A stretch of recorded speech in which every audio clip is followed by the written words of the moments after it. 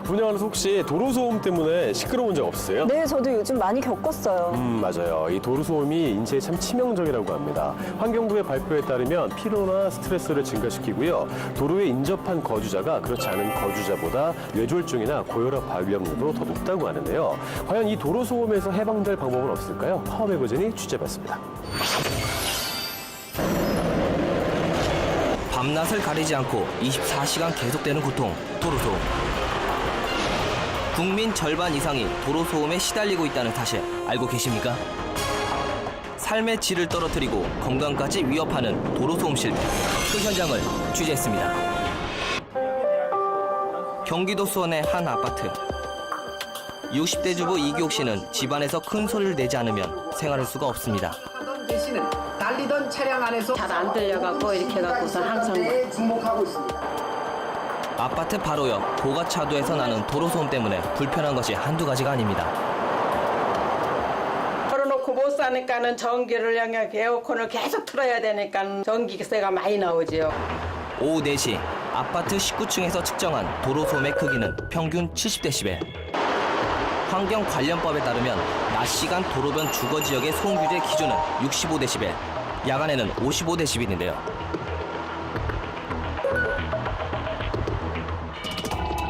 하지만 도로변에 사는 많은 사람들이 기준치를 웃도는 도로소음에 매일 시달리고 있습니다.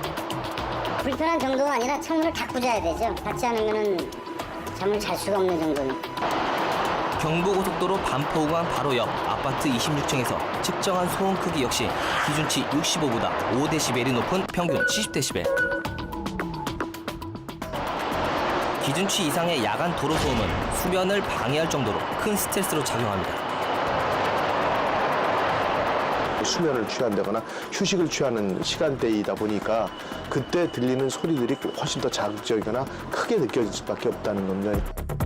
이렇게 도로소음에 장기간 노출될 경우 달팽이관 청각세포가 손상되는 소음성 난청의 위험이 커지는데요. 환경부에 접수되는 민원 중 80% 이상이 소음 관련 민원일 정도로 소음 피해는 심각합니다. 도로교통소음 피해를 입고 있는 국민들이 그 해당 기관에다가 많은 민원뿐만이 아니고 소송 사례도 많이 급증하고 있는 실정입니다. 10년 넘게 6차선 도로변에서 부동산을 운영해온 김현석 씨. 김 씨의 가게 안 소음 크기는 평균 80데시벨에 이를 정도로 심합니다. 회사가 이제 손님이 들어오기 위해서 문을 열어오니까 이제 소음도 많이 나고 또 그다음에 스트레스도 많이 받고 길에서 이제 그 끽장 소리 같이 그런 소리도 많이 들렸거든요. 소음에 시달리는 김 씨는 급기야 3년 전 심근경색으로 응급실에 실려갔습니다. 해외 연구에 따르면 20년 동안 50데시벨 이상 소음에 노출된 사람은 심근경색이 발생한 위험이 38%나 높았고 노인의 경우 10데시벨을 초과하는 소음에 10년 이상 노출될 경우 뇌졸중 발병 위험이 14% 증가하는 것으로 나타났습니다. 건강에도 치명적인 위험을 주는 도로소음. 안녕하세요. 기준치 이상의 도로소음으로 인한 스트레스가 얼마나 심각한지 실험을 통해 알아봤습니다. 70데시벨 이상의 도로소음을 5분간 듣는 동안 과연 우리 몸에는 어떤 변화가 일어날까? 그전에는 3이었죠. 지금은 10점 만점에 7로 스트레스 지수가 증가가 됐어요. 스트레스 지수가 무려 4단계나 올라갈 뿐만 아니라 불안감도 느꼈습니다. 좀 긴장되기도 하면서 그다음에 막 심장이 좀 빨리 뛰는 걸 느낄 수 있었고요. 중간중간에 자동차가 우웅 하고 지나갈 때 놀람도 약간 있었고요. 단순하게 청각에만 영향을 주는 게 아니고 거기서 엔진 소음에서 큰 파워의 저주파 소음이 사람의 신체에 영향을 줘버려요. 스트레스 호르몬으로 인한 혈관 수축이 건강에 악영향을 미칠 수 있다는 건데요. 국내 한 대학에서는 달걀 부화 실험을 통해 도로소음이 미치는 영향을 알아봤습니다. 부화 과정 동안 도로소음을 들은 달걀은 그렇지 않은 달걀보다 절반밖에 부화하지 못했고 사망률도 크게 증가했습니다. 소음이 주어진 됐을 때는 한 75% 생존율, 소음이 안 주어진 곳에서는 한 90% 정도의 생존율을 보였습니다. 병아리의 부화 과정과 또 생존율 등에서 도로교통 소음에 대한 스트레스가 영향을 미쳤다고 생각이 되어집니다. 서울 중랑구에 사는 주부 안명자 씨는 아파트에 입주하는 순간부터 10년 가까이 도로소음에 시달렸습니다. 정말 그 시끄러운 거는 그 막 머리가 지근지근해. 아무튼 그러니까는 뭐 사람이 좀 조용하게 살아야 되는데 이건 주거 환경이라 그럴 수가 없어. 너무 시끄럽죠. 하루 종일 기준치를 훌쩍 넘는 도로 소음으로 인해 집안에서 대화조차 힘들 정도였는데요. 그런데 최근 도로 포장을 새로 한 후 소음 피해가 크게 줄었다고 합니다. 1년 전에 비해 도로 소음이 10데시벨 정도 줄었습니다. 확실히 소리가 부드러워졌다는 거 그때만 비하면 많이 살만하죠. 열어놓고 TV 볼 정도 되고 열어놓고도 어린애 재워도 깨지 않을 정도 저소음이 됐다고 얘기들 합니다. 도로 소음의 가장 큰 원인은 차가 도로를 달릴 때 나는 타이어와 노면의 마찰음 때문입니다. 그런데 마찰음의 크기는 도로 포장에 따라 달라질 수 있습니다. 과연 일반 포장도로와 저소음 포장도로의 소음 차이는 얼마나 될까?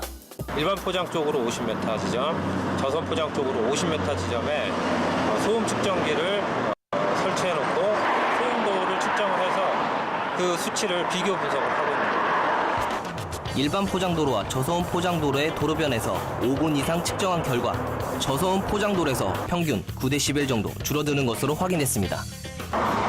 좀 더 정확한 소음 저감 효과를 확인하기 위해 타이어와 가장 가까운 곳에 측정기를 설치하고 주행을 시작했습니다.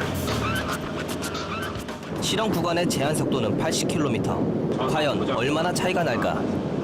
저소음 포장도로에 들어서자 소음 크기를 가리키는 그래프가 아래로 내려갑니다. 소음의 크기는 평균 90데시벨. 바로 이어서 일반 포장도로에 진입하자마자 소음 크기가 100데시벨로 올라갑니다.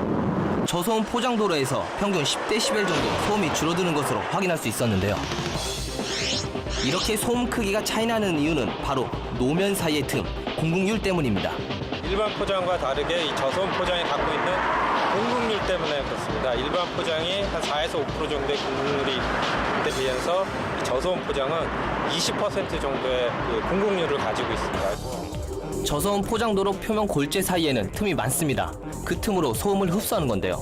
아래로 내려갈수록 틈이 커지는 복층 구조로 소음 흡수율을 높였습니다. 또 골재 사이의 틈은 도로 표면의 배수에도 도움이 됩니다. 때문에 수막 현상을 막아 교통사고 예방 효과도 기대할 수 있는데요. 실제 일반 포장도로 빗길을 달리는 차량에는 물보라가 일어나는 반면 저소음 포장도로는 물보라가 눈에 띄지 않습니다. 한눈에 확연한 차이가 나는 걸 알 수 있습니다.